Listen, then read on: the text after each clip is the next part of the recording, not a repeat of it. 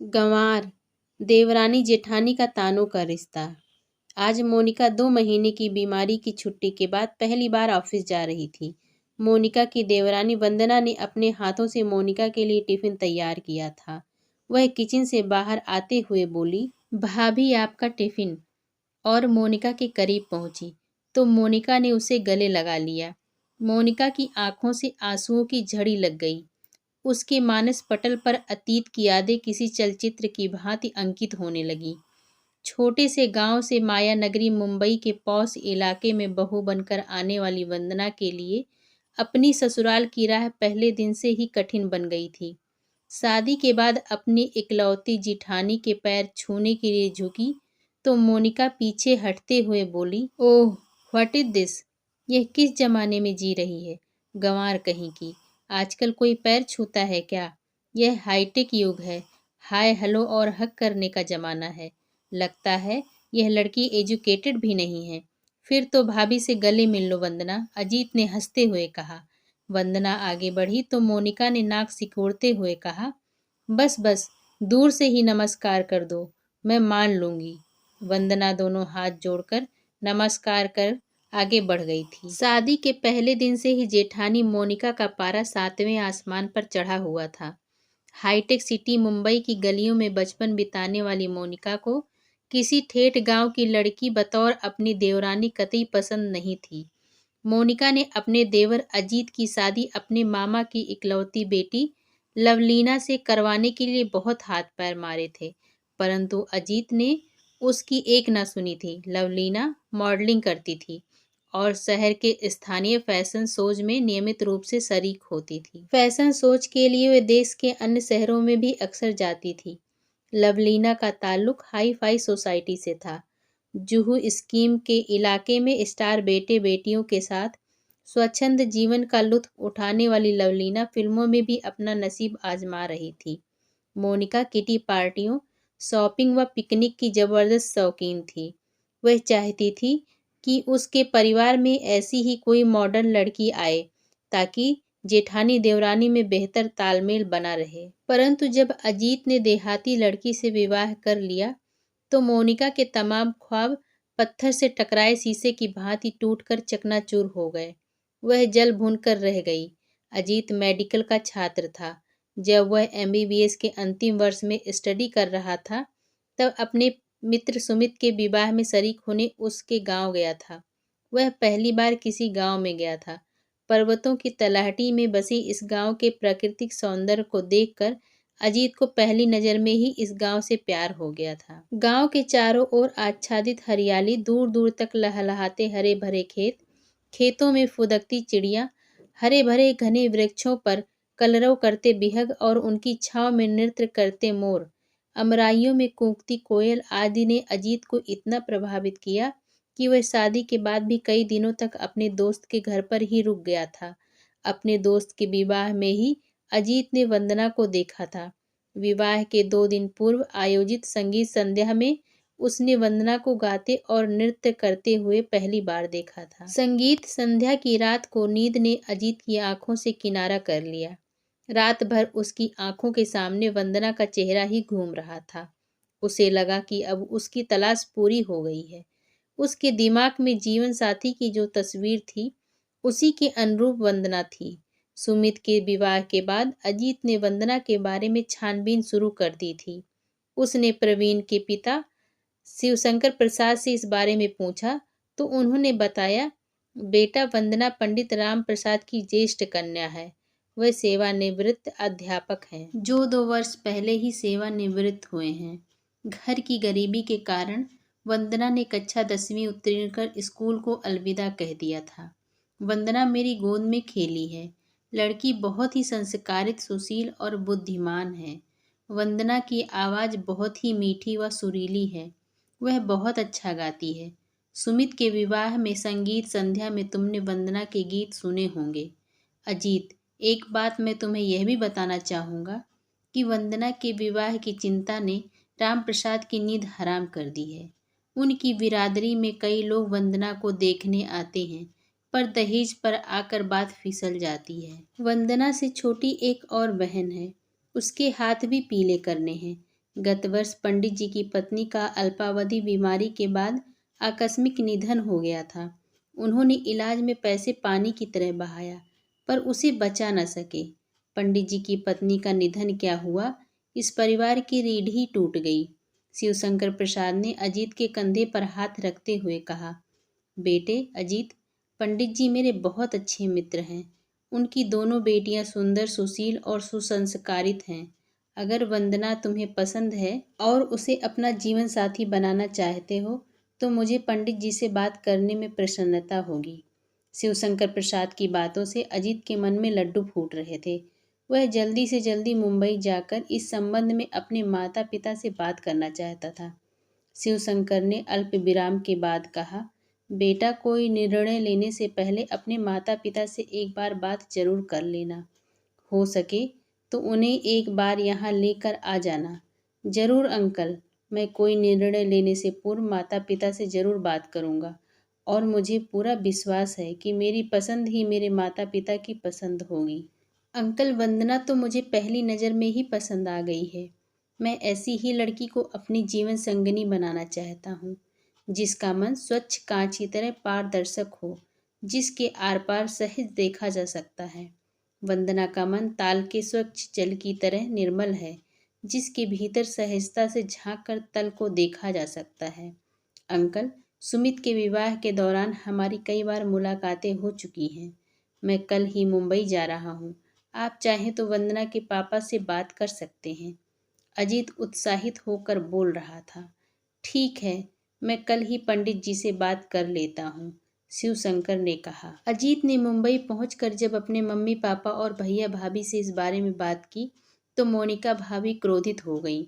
उन्होंने नाराजगी व्यक्त करते हुए कहा, अरे अजीत, मैंने तो लवलीना से तुम्हारे लिए बात कर रखी है। मुंबई जैसे शहर में गांव की अशिक्षित और गंवार लड़की लाकर समाज में हमारी नाक कटवाओगे क्या? अरे भाभी, मैंने आपसे पहले ही कह दिया था ना कि मुझे लवलीना पसंद नहीं है। मेरी और उसकी सोच में ज़मीन आसमान का अंतर है। भाभी, मैं सीधा साधा लड़का हूँ, जबकि लवलीना हाई फाई।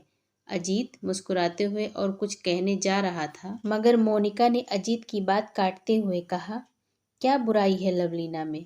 दिखने में किसी हीरोइन से कम नहीं है। अच्छी पढ़ी लिखी है, ऊंचे खानदान की है, हाई सोसाइटी से ताल्लुक़ रखती है। भैया, तुम्हें ऐसी लड़की दिन में चिराग लेकर ढूंढने से भी नहीं मिलेगी। कहते हुए मोनिका मुंह फुलाकर बैठक से चली गई।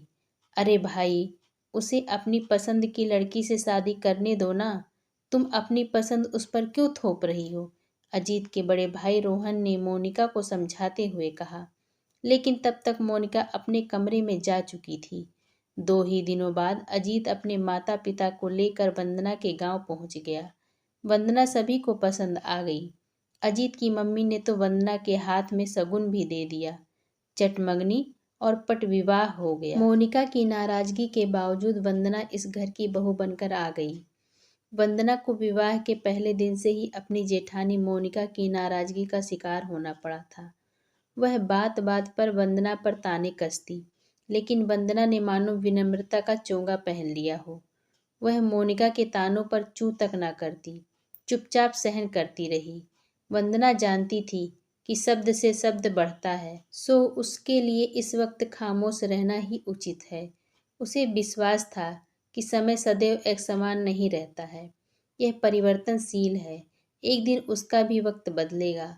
समय बीत रहा था। मोनिका एक सरकारी बैंक में नौकरी करती थी, सो वह हमेशा अपना टिफिन खुद बनाकर सुबह 9 बजे अपनी स्कूटी से बैंक चली जाती थी और शाम को 5 बजे के आसपास लौटती थी। वंदना से मोनिका इस कदर नाराज थी कि वह उसके हाथ की चाय तक नहीं पीती थी। मोनिका के बैंक जाने के बाद ही वंदना का किचन में प्रवेश होता था।